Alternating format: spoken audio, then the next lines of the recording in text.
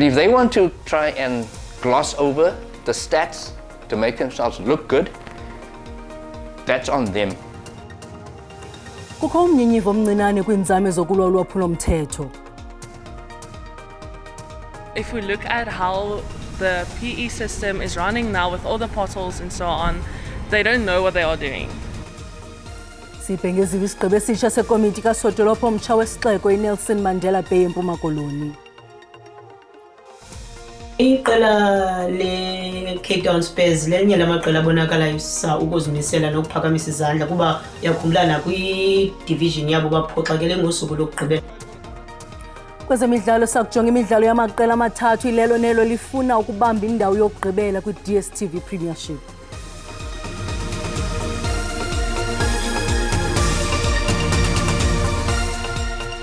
Molweni makhaya samkele nababukeli kwijelo iDTT nakuvimba ngokuhlwanje.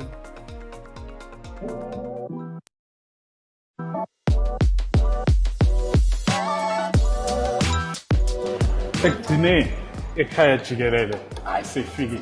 Zakhala ke manje. Yes, ekhaya jikelele ifike wangampela phela uhlelo lolwezindaba ozobe lidlala ekuseni amahora amathathu onke ngolimi lwesiZulu nangesixhosa. Asikhulumeni ke nophatheleni ababukeli emakhaya. Indaba ngobunjalo bazo ezoqoqosho, ezemidlalo, okwenzeke endleleni, imo yezulu, dibala ntoni na? Kubaluleke kakhulu ukuthi kube nohlelo lwasekuseni lwezindaba oluzobethula ngolimi umbukelo osekhaya uzoqonda. Ugogo ephansi banongoma kufuneka athi evuka nje avukele endabeni azi ukuthi kwenzakalani emhlabeni sakhe. Nomakhulu ecofa imvaba ekhaya jikelele izawudlala ngoMvulo kuya ngoLwesihlanu ngensimbi yesithandathu kuya kweyethoba. Hayi ke guys, ekhaya jikelele indaba ongafuni ukuthi siphuthe.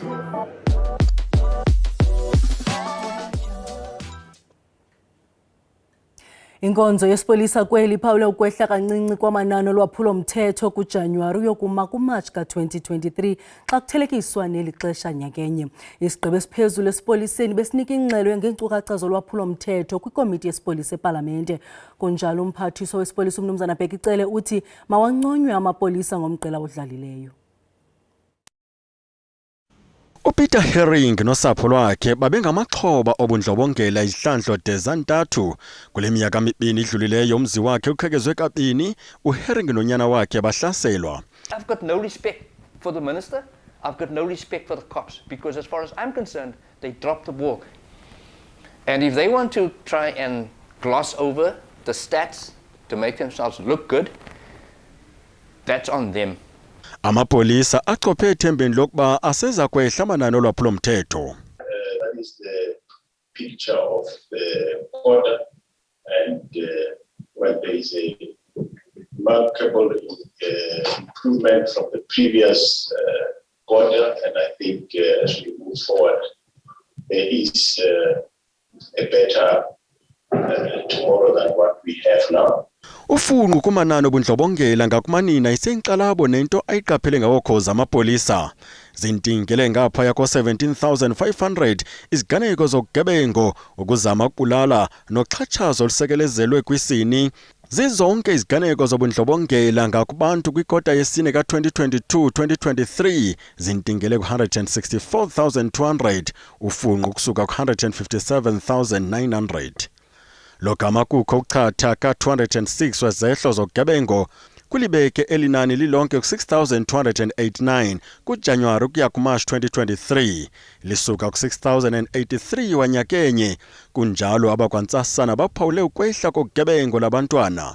No matter how hard we try, if we have not managed to prevent the death of a single South Africans through criminal activity, we have not reached our destination. Le uthi kuza kubekelwa bucala ukuchathwa imali ukuthibaza ukugebengo nezinye izehlo zondlobongelo. Usapho lwaseSoshanguve lumemelela ubulungisa ngokudlwengulwa ngongenalusini nokubulawa komntwana walo. uPalesa Malatsho oneminyaka eli-17 ubudala uye waduka emva kokuzibandakanya nezifundo ezongezelelweyo ngoLwesine weveki ephelileyo.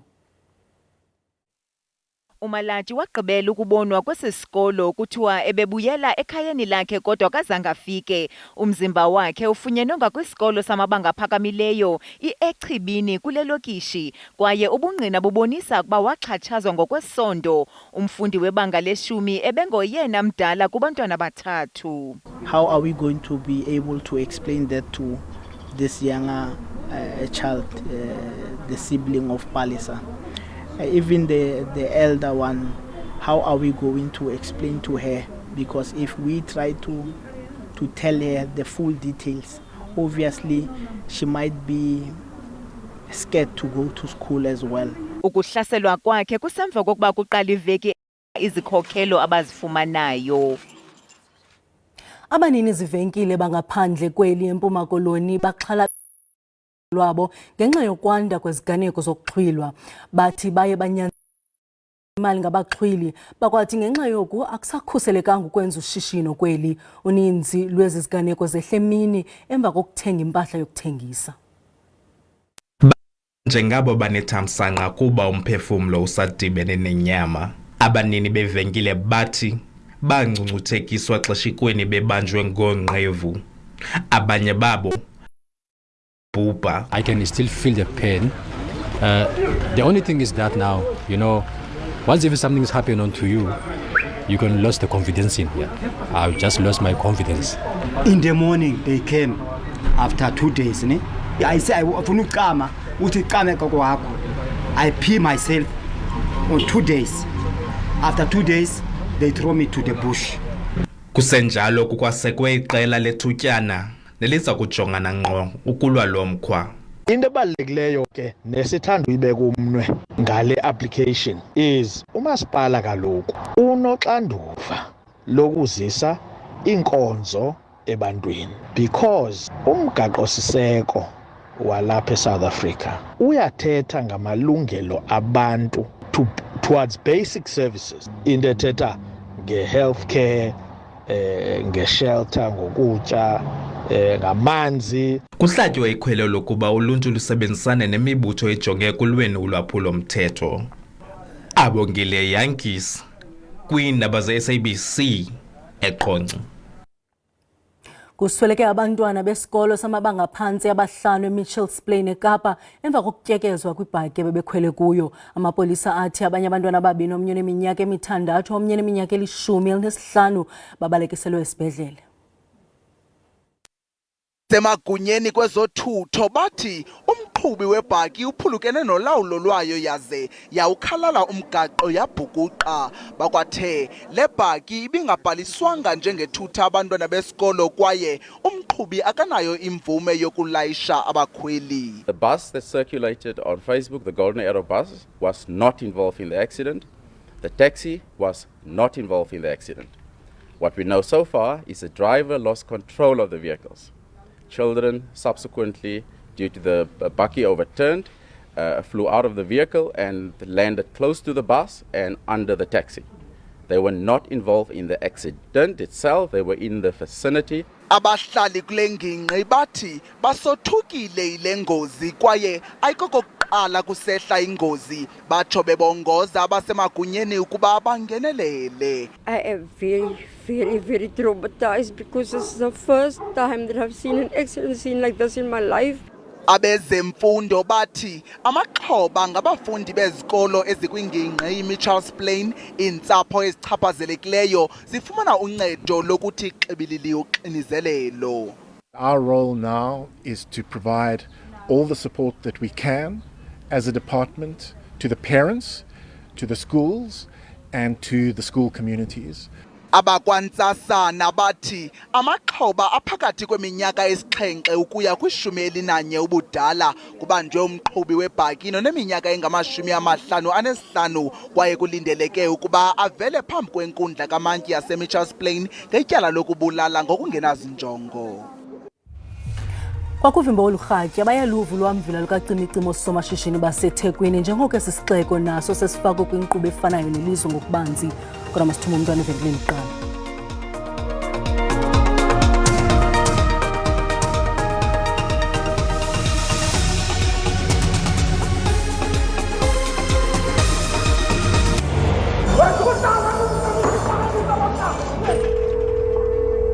Hello, Clientele Legal. What is your legal problem? Stop!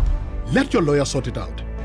Whether it's a problem in the workplace, poor service, or wrongful arrest, let us handle it. Clientele Legal is your partner in justice and peace of mind. We have a nationwide panel of attorneys standing by to assist you.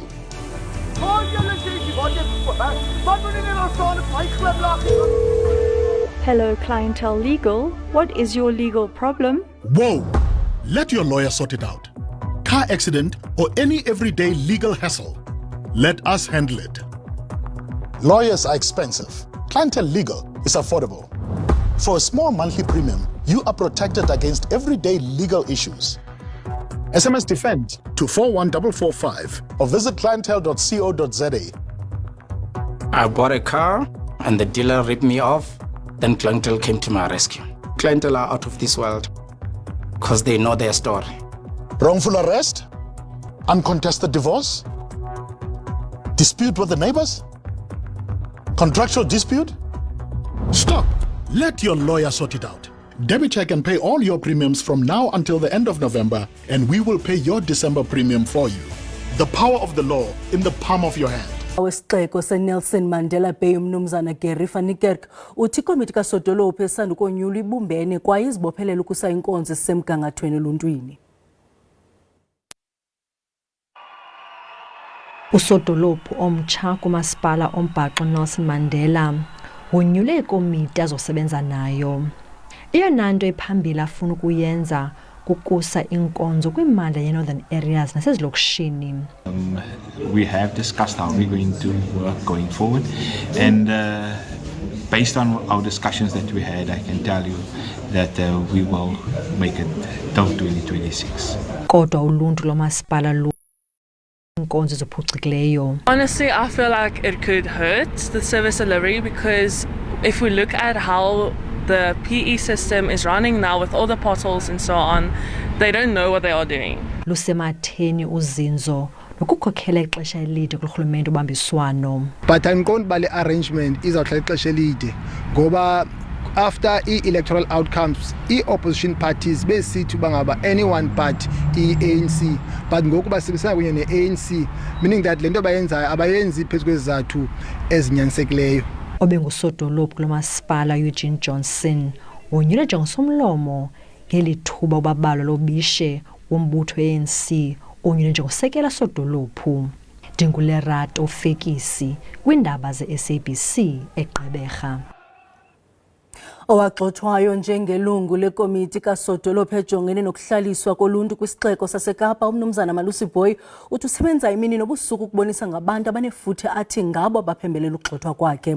Ukwathi ukuphandwa kwakhe kwenziwa ngabanomona kuba yena efuna ukuzigqatsela isikhundla sobunkokheli kwi-DA eNtshona Koloni. Siboy uhleli kwindawo yokhuseleko lwakhe emva kokuba wagxothwa njengomphathiswa wozinziso loluntu nokunqunyanyiswa kwakhe ekuthatheni inxaxheba kwimicimbi ye-DA. La into ethi bakhona abantu abanomnqweno wongandiboni ndiphumelela ndibheka phambili embuthweni naseburhulumenteni kuba ke kuvuka umona kubo, kodwa ke into endiyaziyo into yoba ndizawuhlala kulo mbutho we-Democratic Alliance, ndizawuvotela ngoba ndiyakholwa nguwo.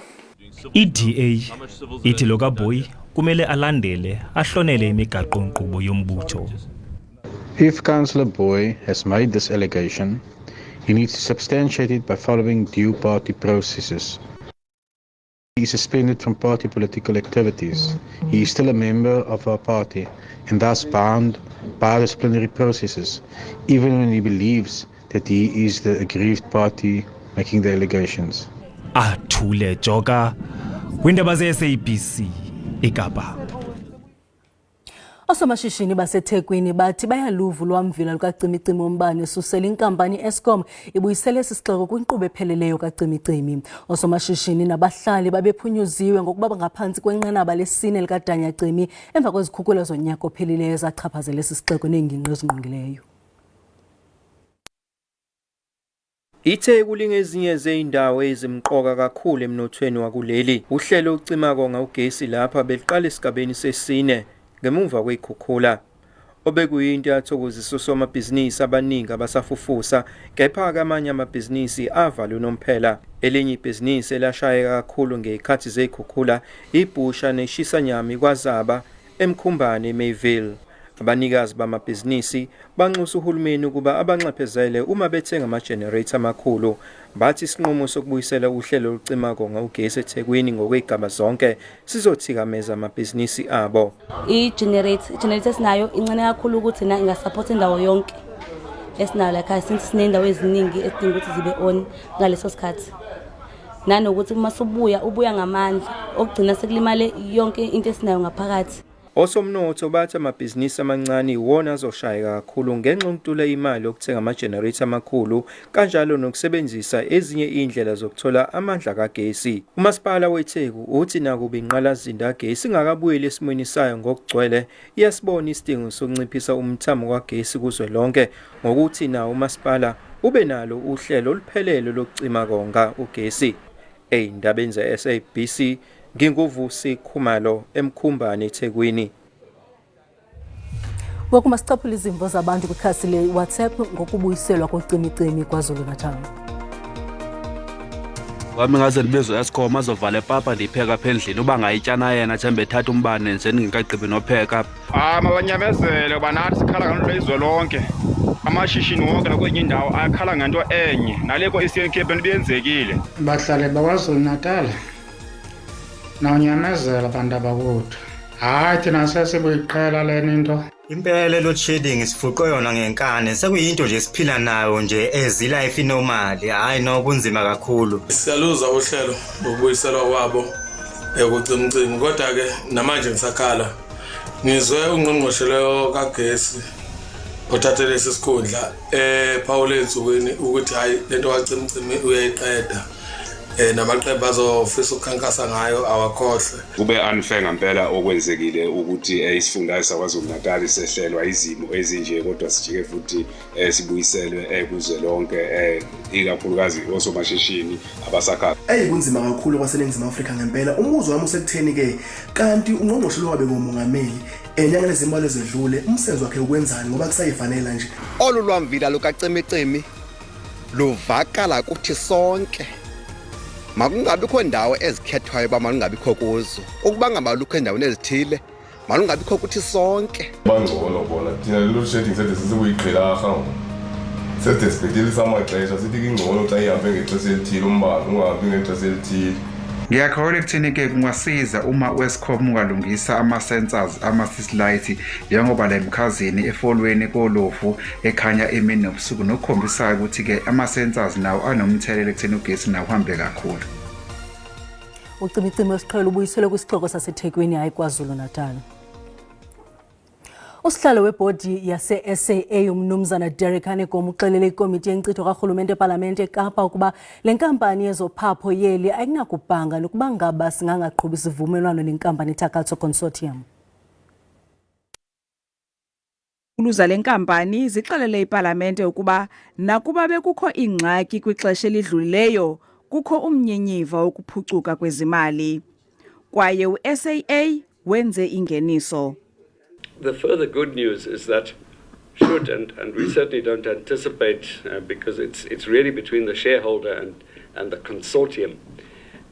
We don't, there's no reason to be jittery about it. It doesn't seem to be. But should anything go awry and should it not go through, the airline will not collapse. Kodwa uSAA khanga asichaze ukuba sisixamalini kuba esithi sisafanele ukuphicotwa. It's very historical for SAA that for the first time in a long time we will be able to come to the committee and say we have made a profit. Amanye amalungu eParlamente abuze ngezizathu zokuqhubela phambili nokuthengiswa kwezabelo zakwa-SAA xa kukho impawu zokuhluma. The additional partner is required in order to put in money which will enable the airline to expand. Kusenjalo ibutho elilodwa lophando lithi lihlola isikhalazo elisifumeneyo ukuba liphande ngesivumelwano sikaTakatso. Dingilulama Matya wendaba ze-SABC eParlamente eKapa. Inani labantu abangenamakhaya liphezulu eMbombela eMpumalanga. Izinga lentswela-ngqesho lothusayo nokusetyenziswa kweziyobisi ngeminye yemingeni eyenza le meko ibe mbi nangakumbi. Yintsasa eneqabaka eMbombela, amaqondo ahlengo kumandla oku akuginyisi mathe kwaphela kuThabo. Yinqule iqhuye emihla ngemihla ukungcambaza icengana nempilo, sisigculelo kwindawo engakhuselekanga.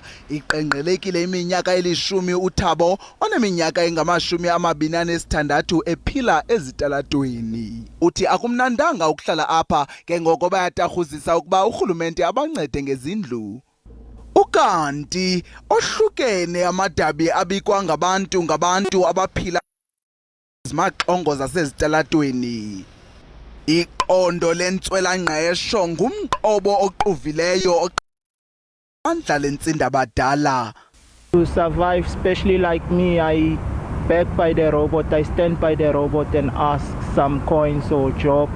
Yingxoba kaxaka exananazileyo le kwesi sixeko yabantu abangenamakhaya nekunzinginzingi ukuyisombulula. uTJ Mare welule ingalo yakhe yobuntu ngokubanceda ngento esiwa phantsi kwempumlo. And there's many that are sleeping on the streets, especially Anderson Street and those areas, and some of them are involved in drugs, so it's very difficult for them. They want to work, but there's no permanent employment for them.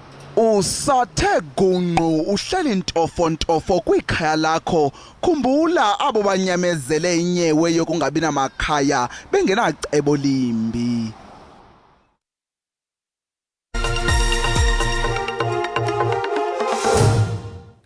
Iyaqhuba imidlalo ye-playoffs ngokuhluza iqela emakubele lokugqibela kwi-DStv Premiership ngetumente encinci yamaqela amathathu afuna ukungena kwi-DStv Premiership.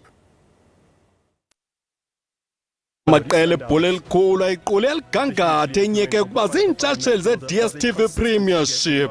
Kwakutshintshwa abaqeqeshi, kwatshambazwana ngabadlali abatsha, kodwa zonke ezo nzame zafana mthanyana. Umbutho webhola elikhulu kweli ububambe ingxikele amawonga abadlali nabaqeqeshi abagqwesileyo. Kodwa siyakhula isankxwe kubalandeli nompondo zihlanjwe kwibhola lenyawo ngabawelwe ngumqa esandleni. Yakhumbula uBenny McCarthy ngomnye wabantu ke ababekhe balifumana eluwonga engakhambe kanti uyiphumelele i-season okanye i-league kodwa walifumana iwonga ngenxa yomahluko awenzileyo kwi-season leyo waye kwiqela lamaZulu. Mhlawumbe abantu abafana nomqeqeshi we-Orlando Pirates bekumele ukuba baphumelele. iChippa United yabhunqa ezembeni yashiya iMaritzburg ukuba iziva amandla kwiqela eligqibe kwindawo yesibini nesithathu kwi-Motsepe Foundation Championship, i-Cape Town Spurs ne-Kaizer Stars. Iqela le-Cape Town Spurs lenye lamaqela abonakalayo ukuzimisela nokuphakamisa izandla. Ngomso iMaritzburg United iza kungquzulana ne-Kaizer Stars eMgungundlovu ngecala emva kwentsimbi yesixhenxe. Amasabe kwelangeni umphokoqo unexhala. Sibulela mawethu ngokusibeleka indlebe sinikhumbuza zangomso siza nogxa bethu ngesizulu usuku benzolo.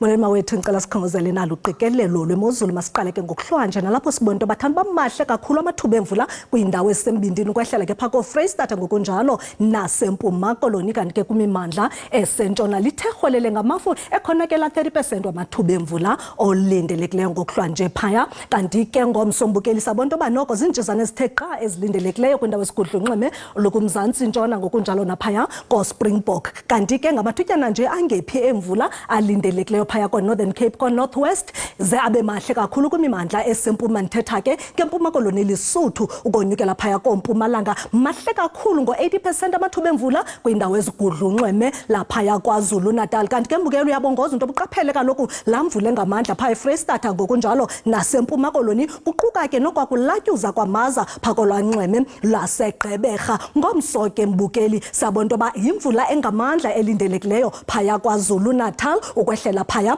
empuma koloni masijonge ke into yoba wona amaqondo wethu okutshisa asibeka phina lithanda uba lihle ke mbukeli izulu phaya eKapa lodumo ngo-12 degrees Celsius kodwa ngamaqondo aphantsi ngesithandathu eCalvinia liqanda nje eSutherland ngelixa esesihlanu phaya eUppington qanda qoxe Vryburg zebe sisixhenxe phaya eRhafu eKaladokhwe ngokunjalo naseKomani kodwa kaphinda thathisa amaqondo ngo-18 phaya eThekwini ngelixa silindele u-17 phaya eMusina xa hlabela mgama sijonga ngomso ndingatsho ndithi noko amaqondo athanda uba phantsi kulo lonke ilizwe abetha phaya ko-15 koKaladokhwe eKomani phaya koVelklisi ongene eHu ngokunjalo nakoRhafu kanti ke naphaya eKapa silindele u-18 ngokunjalo naseVostile ngu-16 olindelekileyo eSpringbok ngokunjalo naphaya ko-Uppington kamnandi mawethu.